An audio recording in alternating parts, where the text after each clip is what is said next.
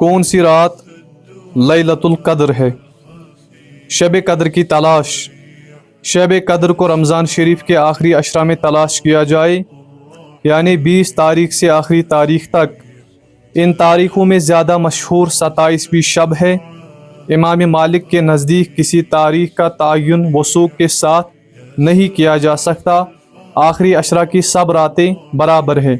امام شافعی رحمۃ اللہ علیہ کے نزدیک 21ویں شب زیادہ قابل اعتماد ہے۔ ایک قول ہے کہ 29ویں شب ام المومنین حضرت عائشہ صدیقہ رضی اللہ تعالی عنہ کا یہی مسلک تھا، وہ اسی رات کو خیال فرماتی تھی۔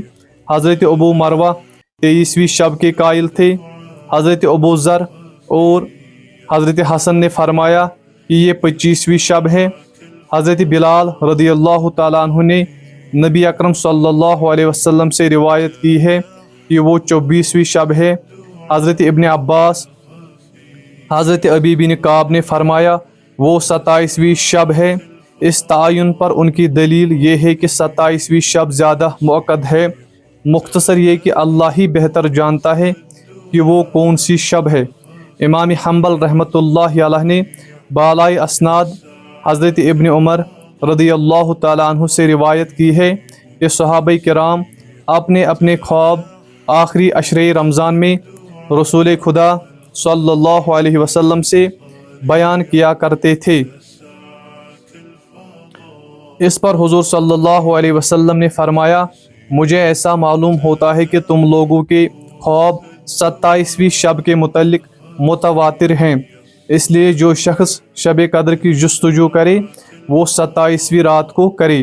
یہ بھی مروی ہے کہ حضرت ابن عباس رضی اللہ تعالیٰ عنہ نے حضرت عمر فاروق رضی اللہ تعالیٰ عنہ سے کہا میں نے طاق عددوں پر تو 7 سے زیادہ کسی طاق عدد کو لائق اعتماد نہیں پایا۔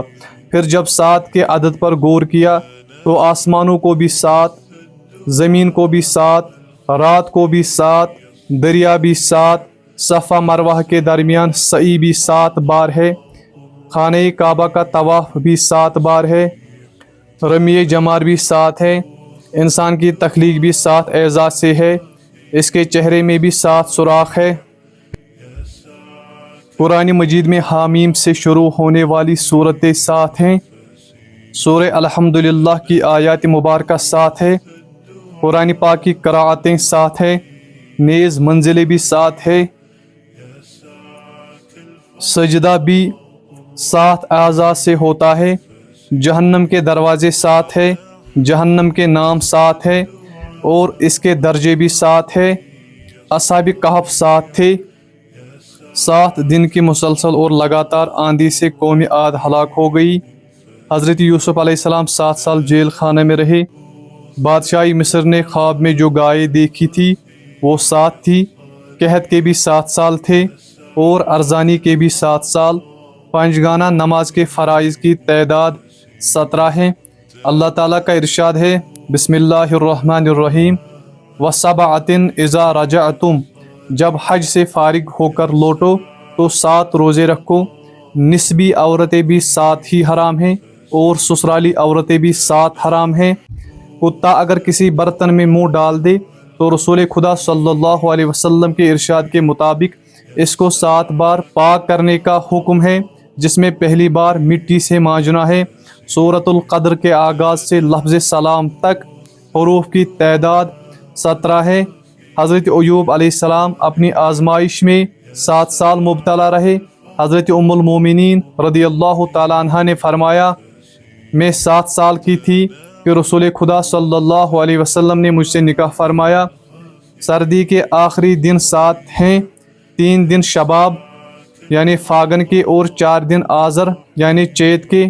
رسول اللہ صلی اللہ علیہ وسلم نے فرمایا میری امت کے شہداء 7 طرح کے ہیں: راہ خدا میں جہاد میں مارے جانے والا، طاعون سے مرنے والا، سل کے مرض سے مرنے والا، ڈوب کر مر جانے والا، جل کر مر جانے والا، پیٹ کے مرض یعنی ہیضہ سے مرنے والا، وضعِ حمل میں مرنے والی عورت، حضرت موسیٰ علیہ السلام کا طول اس زمانے کے 7 گز کے برابر تھا اور آپ کے عصا کا طول بھی 7 گز تھا۔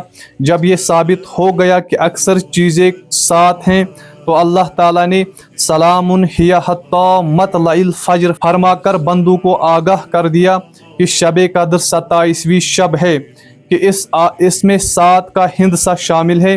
اس روایت سے یہ ثابت ہوتا ہے کہ شب قدر 27 تاریخ کو ہوتی ہے۔